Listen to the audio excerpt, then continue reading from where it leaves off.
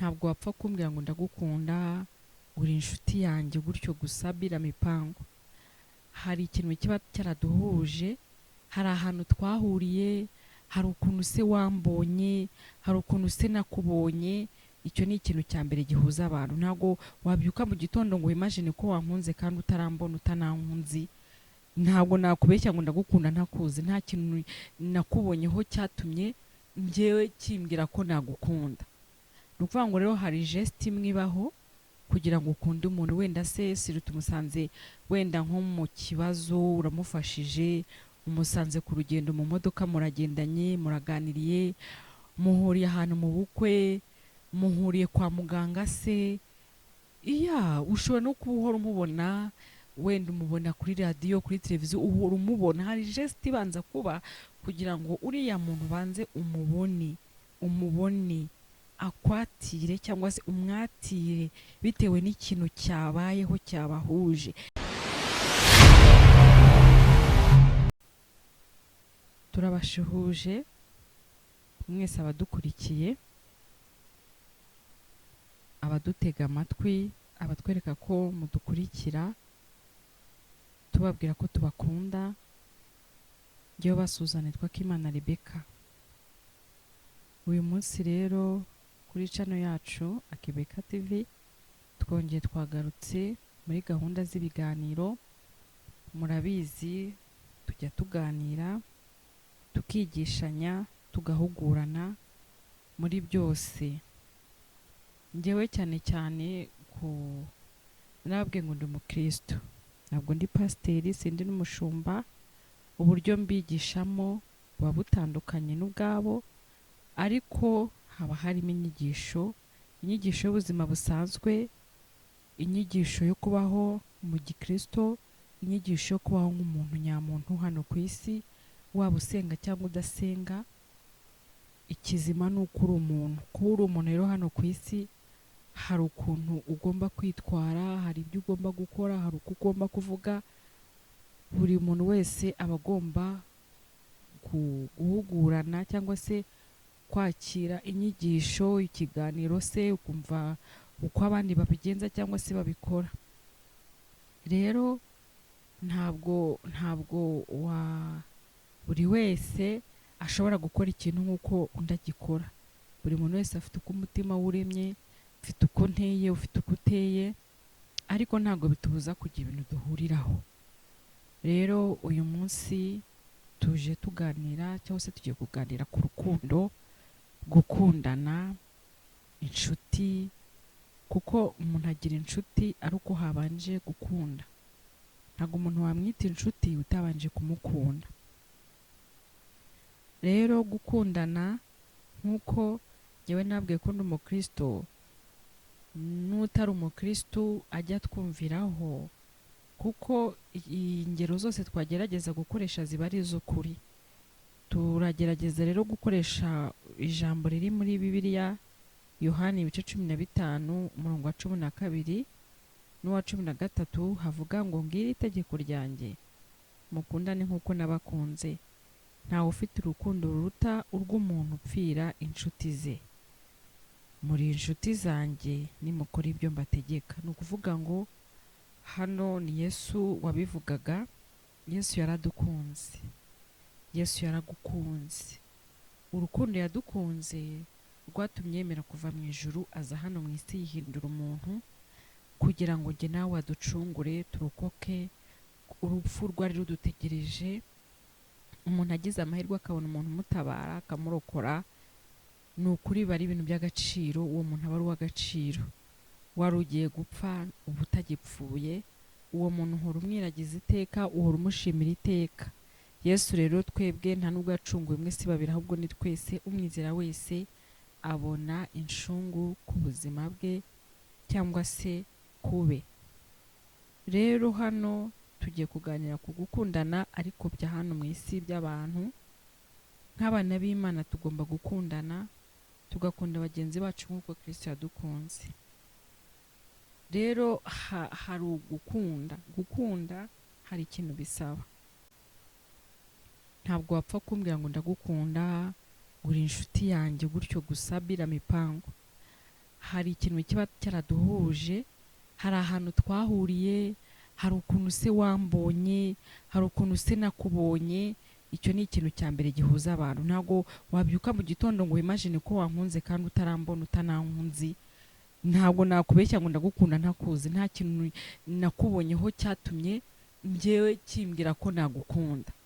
Ni ukuvuga ngo rero hari geste imwe ibaho kugira ngo ukunde umuntu. Wenda se tumusanze wenda nko mu kibazo, uramufashije, umusanze ku rugendo mu modoka, muragendanye, muraganiriye, muhuriye ahantu mu bukwe, muhuriye kwa muganga se, ushobora no kuba uhora umubona, wenda umubona kuri radiyo, kuri televiziyo, uhora umubona. Hari geste ibanza kuba kugira ngo uriya muntu ubanze umubone akwatire cyangwa se umwatire bitewe n'ikintu cyabayeho cyabahuje. Yaba ari umukobwa, yaba ari umuhungu, yaba ari umumama. Ushobora kubona umumama mugenzi wawe mugahurira ahantu runaka, kwa muganga, mu nzira se, mu modoka, mu kazi, kubera ko hari akantu kamwe wamubonye, wenda wamukundiye ubwiza bwe, ni mwiza, yo kumureba biranejeje, biteye emosiyo, bitumye umukunda.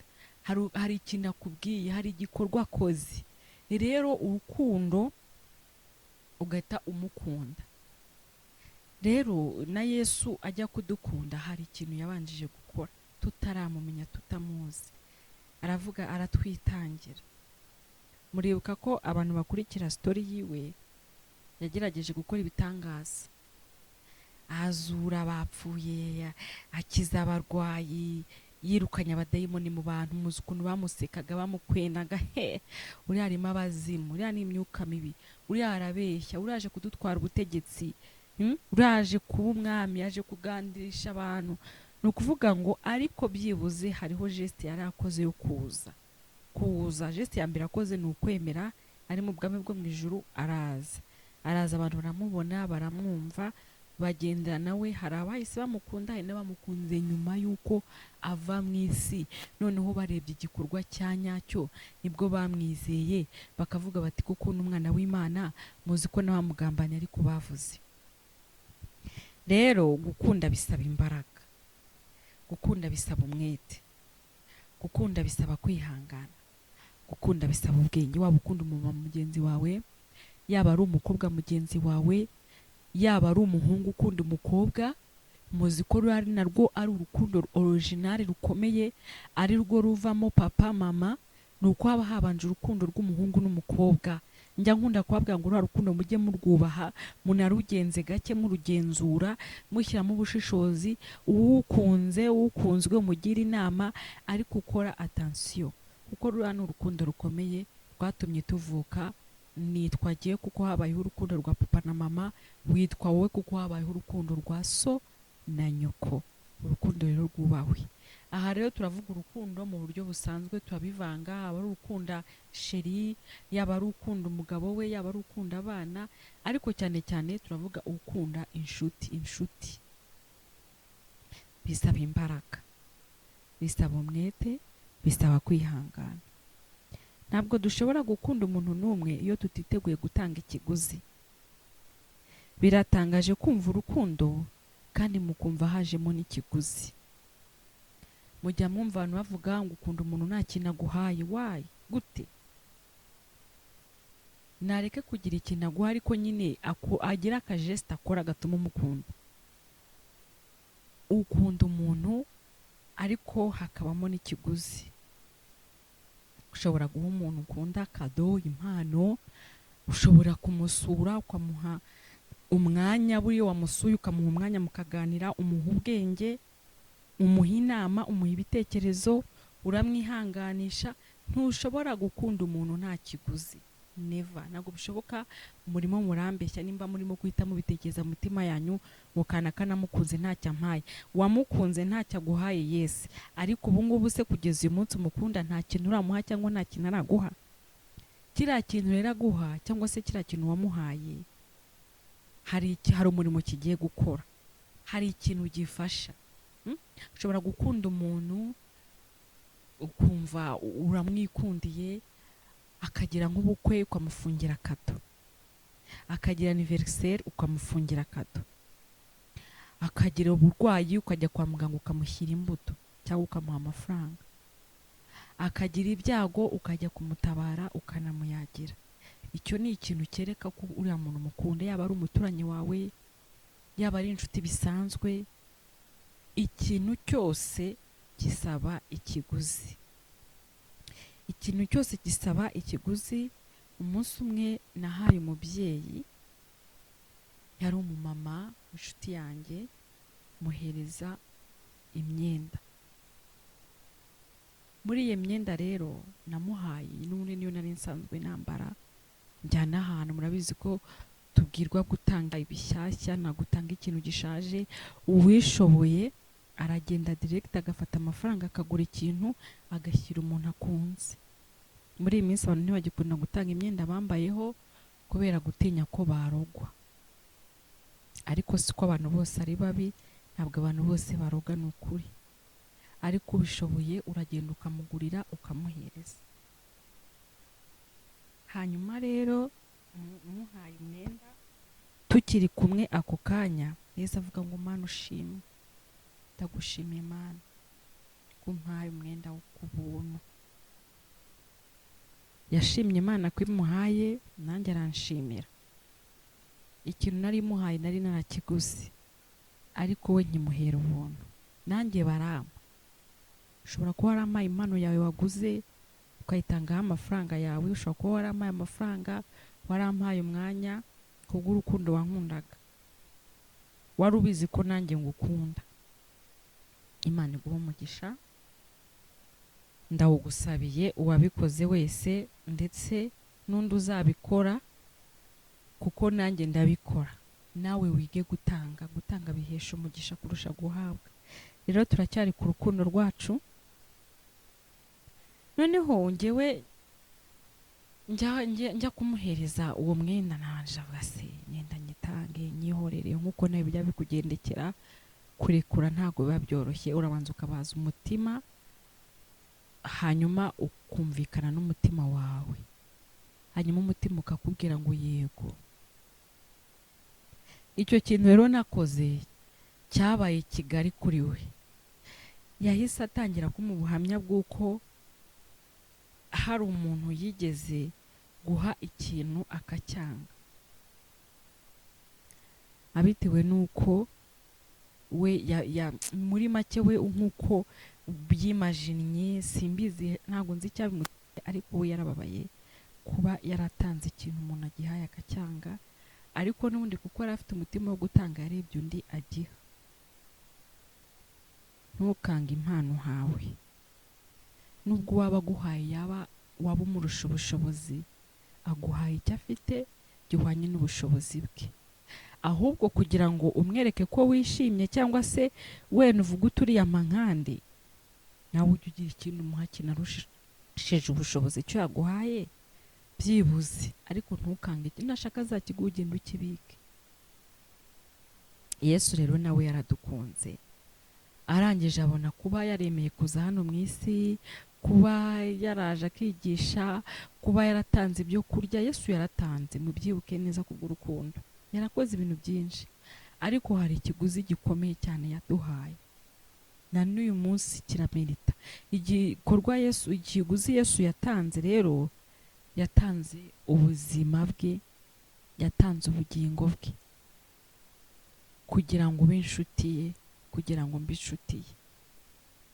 Kuba rero nakubwira ngo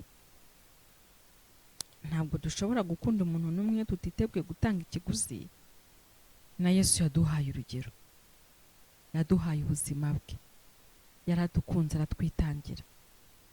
Kira ni ikimenyetso cy'urukundo. Hahirwa umwizera wese, kuko nta teka azacirwaho.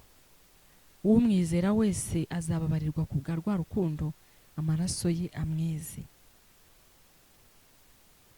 Niwerekana urukundo rw'Imana, ubikorane ubwitange kandi ku buntu, ubikorane umwete, utagamije kwishyurwa cyangwa ngo wenda reka muhe iki n'iki nawe azampa iki. Wowe bikora ibyo ukora byose, ubikore ubikorana umwete, harimo na za mbaraga. Niba ukunda umuntu, urukundo rwawe uramubwiye ko umukunda setu. Urwo rukundo rero hari ukuntu baruvomerera, bakarwuhira, bakarubagarira. Rubagarwa n'akarenge niko bavuga. Ubucuti bubagarwa n'akarenge. Ntabwo uzambwira ngo urankunda ntacyo wampaye cyangwa se ntacyo naguhaye. Narwaye uraje uransura gusa urandeba ariko ndagukunda. Nagize ikibazo runaka ndaje ndakubwiye ikibazo ariko humura ndagukunda. Nagize ubukwe ukubisemo umukenyero uraje ariko ndagukunda. Oya, tukizanye ukuri. Urukundo habamo n'ibikorwa. Ufite igikorwa runaka umuntu ugukunda araza, niba afite ubushobozi bw'ubwenge cyangwa se bw'ibikorwa arashyiramo imbaraga zakore. Kira ni ikimenyetso cy'uko agukunda, si uko icyo arimo kugukorera hari icyo ari kugusaba. Oya, arimo arakora kuko agukunda, arimo arakwereka ngo erega ndagukunda.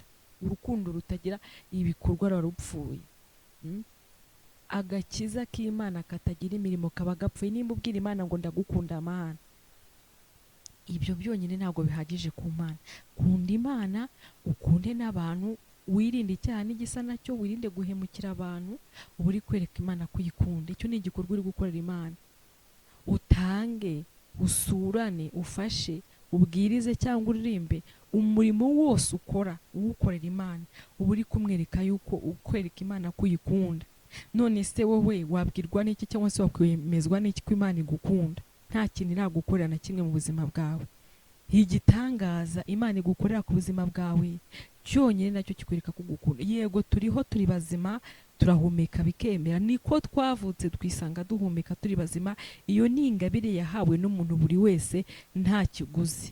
Ntago rero kuba uriho ugenda ufite amaguru n'amaboko biriya ntago byonyine byagutera imbaraga 100% kwemera ko Imana igukunda, kuko hariho n'abandi bagenda uri kubona benshi. Ahubwo ikintu kikwereka ko Imana igukunda ni igikorwa igukorera.